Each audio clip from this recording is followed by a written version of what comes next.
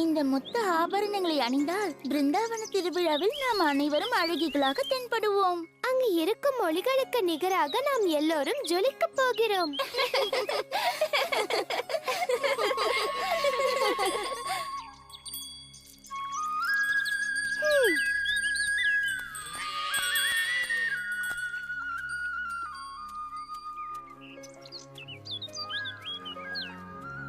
அந்த அப்பாவி பெண்கள் என்னை பார்த்தும் பார்க்காதது போல் இருக்கிறார்களே, பார்த்தாயா? உன்னை பார்த்தால் உன் அழகில் அவர்கள் மயங்கி விழுவார்களே. இன்னொன்றும் உண்டு. வரும் திருவிழாவிற்கு ஆபரணங்களை அவர்கள் தயாரிப்பதை நான் பார்க்க கூடாதாம். எப்படி அதை மறைக்கிறார்கள் என்று நாம் பார்க்கலாம்.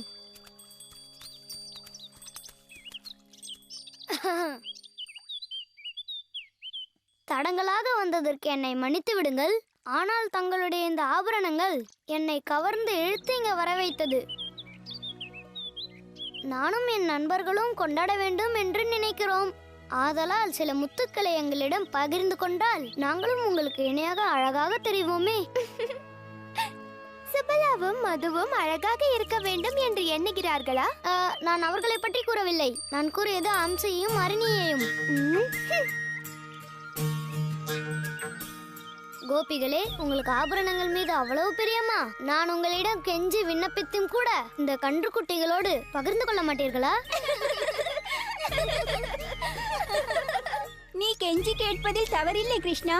ஆனால் இந்த முத்துக்கள் ராஜா ராணிகளுக்குடையது. எதற்காக நீ 2 கன்றுக்குட்டிகளுக்கு மட்டும் கேட்கிறாய்? அனைத்து பசுக்களுக்கும் சேர்த்து கேட்க வேண்டியதுதானே? அனைத்து முத்துக்களையும் நான் கேட்கவில்லை லலிதா. எனக்கு செல்லமான கன்றுக்குட்டிகளை அலங்கரிக்கத்தான் நான் கேட்டேன். என்னை மன்னித்து விடு கிருஷ்ணா. ஆனால் இதில் ஒரு முத்து கூட உன் கன்றுகளுக்கு இணையானதாக தெரியவில்லையே. நீங்களே வைத்துக் கொள்ளுங்கள், எனக்கு வேண்டாம். நானே முத்துக்களை தேடிக்கொள்கிறேன்.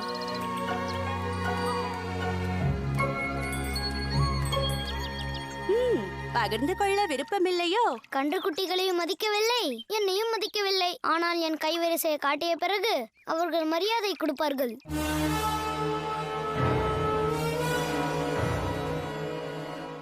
மற்ற அசுரர்கள் முயற்சி செய்து உயிரை இழந்தார்கள். ஆனால் அவர்கள் தோற்ற இடத்தில் நீ வெற்றி கொள்வாய் என்று எதை வைத்து சொல்கின்றாய்? ஏனென்றால் நான் தான் கேஷி. நான் மிதித்தால் பூமியை நடுங்கத் துவங்கிவிடும்.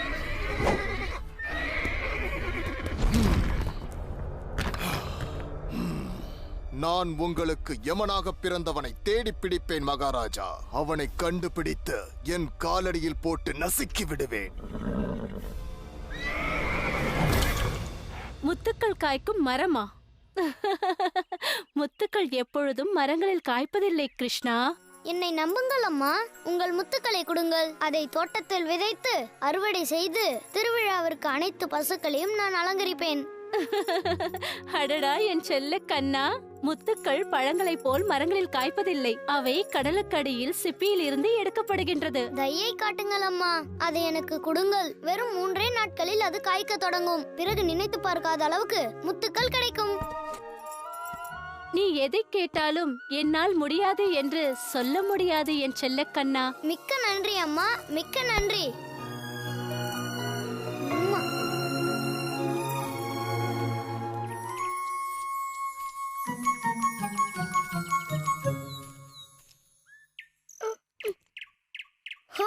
முத்துக்களுக்கு பதிலாக நாம் ருசியான வெண்ணெய்களை விதைத்தால் நன்றாக இருக்கும். மூர்க்கத்தனமாக பேசாதே மது.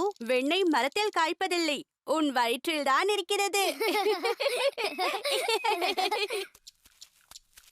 செய்தியை கேள்விப்பட்டாயா ராதா? பிருந்தாவனத்தில் புதிதாக ஒரு விவசாயி உருவாகி இருக்கிறானாம்.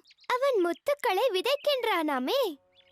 அப்படியே எனது ஒரு ஜோடி வளையலை விதைத்து புதிதாக ஒன்றை அறுவடை செய்வாயா கிருஷ்ணா? அற்புதமான முத்துக்களை நான் அறுவடை செய்யும் நேரம் வரும்போது யார் அதை பார்த்து சிரிக்கிறார்கள் என்று பார்ப்போம். இதை போல் நாம் லட்டுக்களையும் விதைக்க முடியாதா கிருஷ்ணா? முடியாது மது. ஆனால் இது ஒரு யோசனையை விதைத்துள்ளது. இப்பொழுது நீயும் சுபலாவும் ஒரு வேலை செய்ய வேண்டும்.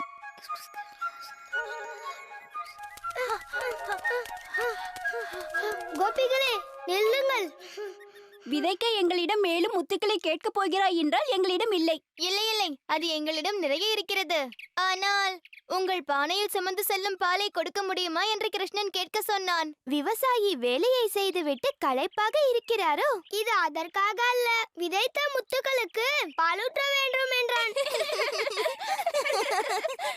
இவ்வளவு புனிதமான நோக்கத்திற்காக எங்களுடைய பாலை எங்களால் கொடுக்க முடியாதே. விஷாகா கூறுவது சரி. கிருஷ்ணாவின் புனிதமான முத்துக்களுக்கு மேலும் சிறப்பாக வேறொன்று வேண்டும். அதாவது சப்பாத்தி கள்ளியின் பால் எடுங்களேன்.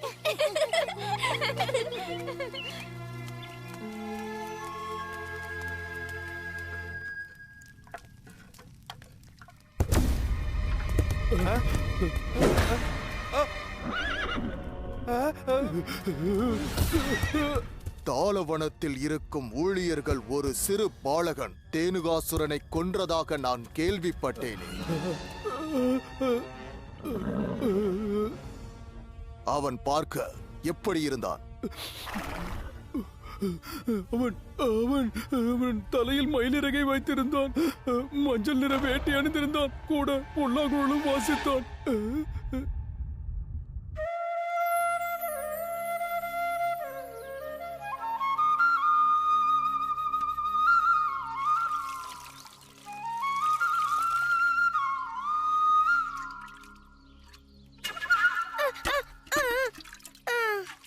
ஆனால் நீ செய்வது நியாயமில்லை கிருஷ்ணா. முத்து செடிகளை தவிர வேறு செடிகளுக்கும் பால் தேவைப்படுகிறதே. உனக்கு தேவையான பாலை குடித்துக் கொள்ளலாம் மது. ஆனால் உன் அளவிற்கு முத்துக்கள் குண்டாகட்டும், அதுவரை காத்திரு. கிருஷ்ணா, இங்கே பார், இது வளர்கிறது, பெரிதாகி விட்டது. என்ன ஒரு அற்புதமான நறுமணம். தேனீக்களுக்கு கூட இதன் வாசம் பிடித்திருக்கின்றது. ஆஹா, என்ன ஒரு அற்புதமான நறுமணம்! என்ன இது? அது உங்கள் முத்துக்கள் தான். செடி வளர்கிறது. செடி வளர்கிறது சரி, ஆனால் வருவது கொம்புகள். கிருஷ்ணா, இங்க பார். நாம் விதைத்ததை விட பெரியதாகவும் அழகாகவும் இருக்கின்றது. நம்முடைய அந்தஸ்து உயர்ந்து விட்டது. நிச்சயம் இது கிருஷ்ணனின் மாயைகளில் ஒன்றுதான். இது போலியாக தான் இருக்கும். நான் இதுவரையில் இவ்வளவு அற்புதமான முத்தை பார்த்ததே இல்லை.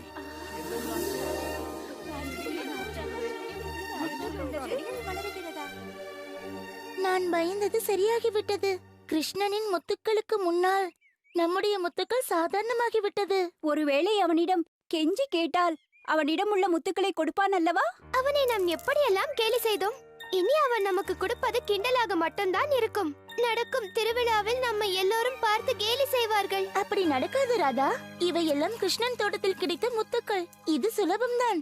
நாமும் அவனை போல் ஒரு தோட்டம் வைத்து விடுவோம். நல்ல யோசனை. நமது முத்துக்கள் அந்த முத்துக்களை விட சிறந்ததாக இருக்கும். உங்கள் இருவருக்கும் என்ன பைத்தியமா? கிருஷ்ணன் இதை சாதாரணமாக செய்துவிட்டான் என்பதால் அதை உங்களாலும் செய்ய முடியுமா? அவன் கோவர்த்தனகிரியை உயர்த்தியவன், நம்மால் முடியுமா? இது மாதிரியான சம்பவம் தேவர்களுக்கே ஒரு கஷ்டமான காரியம். ஆனால் கிருஷ்ணன் இந்த மாதிரியான காரியங்களை எப்பொழுதும் செய்து கொண்டுதான் இருக்கிறான். நீ ஏதாவது அதிசயத்தை செய்திருக்கிறாயா என்ன? முத்துக்களை பயிரிடுவது ஒரு அதிசயம் கிடையாது. இது கிருஷ்ணனின் மாயமும் கிடையாது. இதற்கு காரணம் பிருந்தாவனத்தில் இருக்கும் மண்ணின் சக்தி. ஆமாம், பிருந்தாவனத்தில் உள்ள நிலத்தின் மண்ணின் மகிமை இது. யமுனை நதியின் புனிதம் இதில் உள்ளது. நமது முத்துக்களை விதைப்போம். அதில் நீருக்கு பதிலாக பாலை மட்டுமல்ல, அதில் வெண்ணெய் மற்றும் நெய்யையும் ஊற்றுவோம். பிறகு நமது முத்துக்கள் மிகவும் பெரியதாக வரும். கிருஷ்ணனின் முத்துக்களை விட மிக அழகாக இருக்கும். வாருங்கள். நில். தரம் குறைவான இந்த முத்துக்கள் எதற்காக? நமது தாயின் முத்துதான் பெரிதாக உள்ளதே. ஆமாம், விதைகள் பெரியதாக இருந்தால் கனியும் பெரியதாக இருக்கும். விஷாகா, ராதா, நான் வாக்களிக்கிறேன் அம்மா. 10 மடங்கு அதிகமான முத்துக்களை நான் அளிக்கிறேன். என்ன செய்கிறீர்கள் என்று தெரிந்து ஆமாம் தாயே, கண்டிப்பாக முத்துக்களோடு தான் திரும்பி வருவோம்.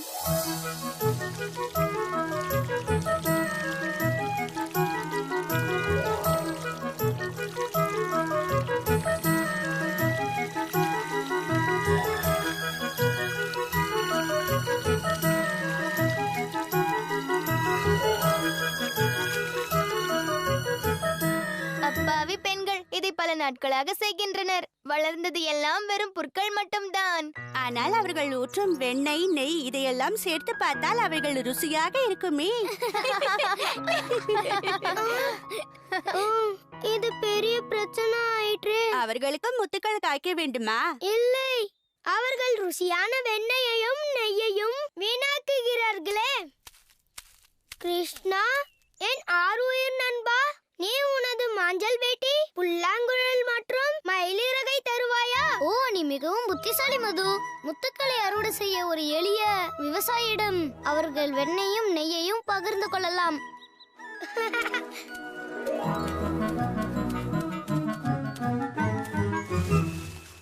யாரது? கிருஷ்ணா, நீ எங்களிடமிருந்து முத்துக்களை கேட்க வந்திருக்கிறாய் என்றால் திரும்பி சென்று விடு. எனக்கு முகத்தை காட்டவே வெக்கமாக இருக்கிறது. என்னை விட நீங்கள் நன்றாக முத்துக்களை அறுவடை செய்கிறீர்கள். நீங்கள் வெண்ணெயையும் நெய்யையும் பகிர்ந்து கொண்டீர்கள் என்றால் என்னுடைய சாதாரண முத்துக்களை நானும் உங்களது முத்துக்களுக்கு சற்று இணையாக ஆக்க முடியும் அல்லவா? உண்மையை உணர்ந்த நீ இறங்கி வந்த அந்த காரணத்தால் நாங்கள் எங்களால் முடிந்த அந்த சிறிதளவை நாங்கள் அளிக்கிறோம். நன்றி, மிக்க நன்றி. கோபியர்களே, இங்கே வாருங்கள். நீங்கள் ஒன்றை கவனித்தீர்களா? நம்முடைய முத்துச்செடிகள் அவனுடையதை விட வித்தியாசமாக உள்ளது. லலிதா கூறுவது சரிதான். நமது தோட்டத்தில் எதுவும் காய்க்கவில்லை. வெறும் முற்கள் நிறைந்த பொருட்கள் தான் இருக்கிறது. நாம் இதை யாரும் கண்டுபிடிக்க விடக்கூடாது, முக்கியமாக நமது தாய்கள்.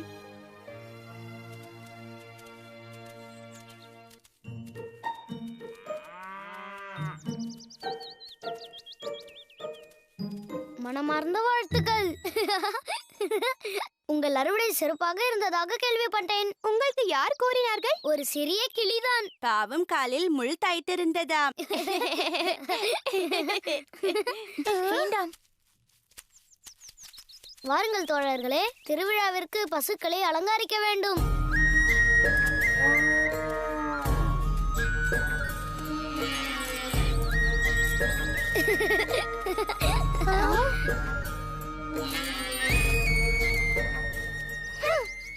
அவர்களின் முத்துக்களை இழந்து விட்டோம் என்று கேள்விப்பட்டால் அம்மா எவ்வளவு கோவப்படுவார்கள். நான் எவ்வளவோ எச்சரிக்கை செய்தேன், நீங்கள் தான் கேட்கவில்லை. இதற்கு காரணம் கிருஷ்ணன். ஏன் அப்படி கூறுகிறாய் விஷாக்கா? அவன் மறைந்திருந்தான் அல்லவா? அப்பொழுது அவனும் அவனது நண்பர்களும் நமது செடிகளை எடுத்துவிட்டு அங்கு முற்செடிகளை வைத்திருக்கலாமே. இந்த முறை அவன் எல்லைகளை மீறிவிட்டான். தாய் யசோதையிடம் நான் போய் கூறப்போகிறேன். என்ன கூறப் போகிறாய்? கிருஷ்ணனுக்கு இணையாக முத்துக்களை உருவாக்க வேண்டுமென்று நீ உன் தாயிடமிருந்து முத்துக்களை எடுத்து அதை இழந்து விட்டாய் என்றா?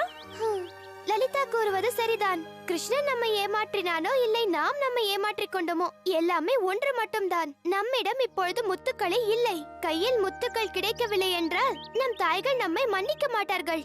ஆனால் பிருந்தாவனத்தில் முத்துக்கள் கிடைப்பது அவ்வளவு எளிதில்லையே. இப்பொழுது நாம் என்ன செய்வது? நமக்கு வேறு வழியே இல்லை. தலை குனிந்து கர்வத்தை விட்டு நாம் கிருஷ்ணனிடம் கேட்க வேண்டியதுதான். அவன் விற்கலாம் அல்லவா?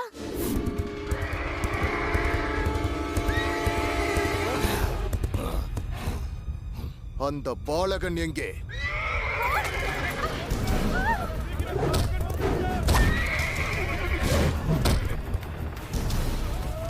ஒரு மஞ்சள் வேட்டியை அணிந்து கொண்டு மயில் இறகு புல்லாங்குழலோடு இருப்பானே, எங்கு அவன்? அவனை நான் கொல்லப் போகிறேன்.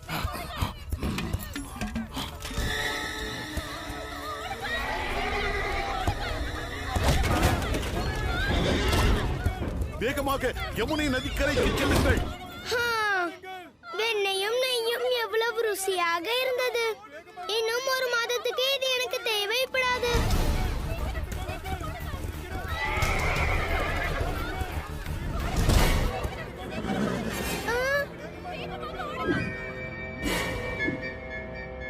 கம்சனுக்கு யமனாக பிறந்த உன்னை நான் கண்டுபிடித்து விட்டேன்.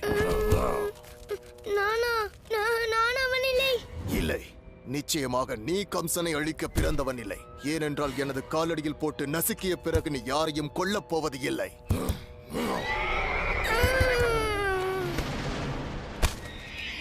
நீ தேடி வந்தது அவனை அல்ல.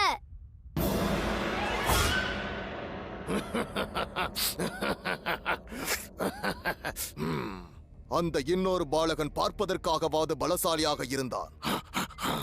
உன்னை கொல்வது எனக்கு இன்னும் சுலபம்தான், சந்தேகமே இல்லை. ஓடிவிடு கிருஷ்ணா, பயப்பட ஓடிவிடு. தேவையில்லை. அவன் ஒரு அசுரன், உன்னை கொன்று விடுவான். ஒரு மரக்குதிரை எவ்வளவு ஆபத்தானதோ இவனும் அப்படித்தான்.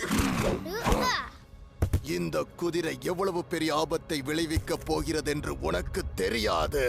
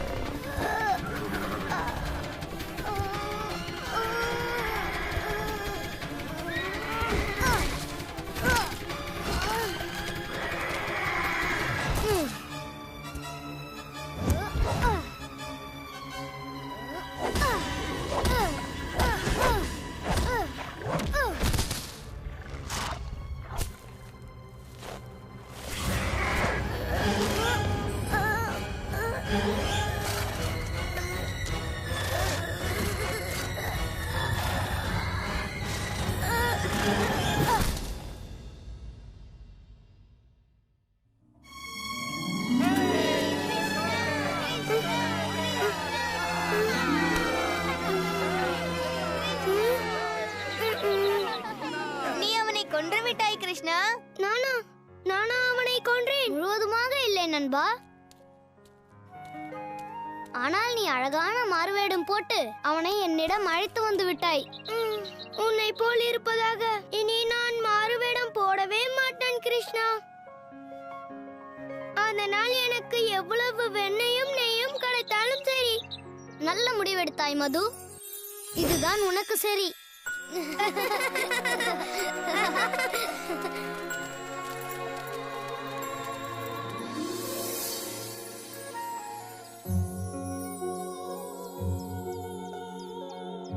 ஒன்று தெரிந்து விட்டது சகோதரா, சிறப்பான அறுவடை நடைபெற போகிறது.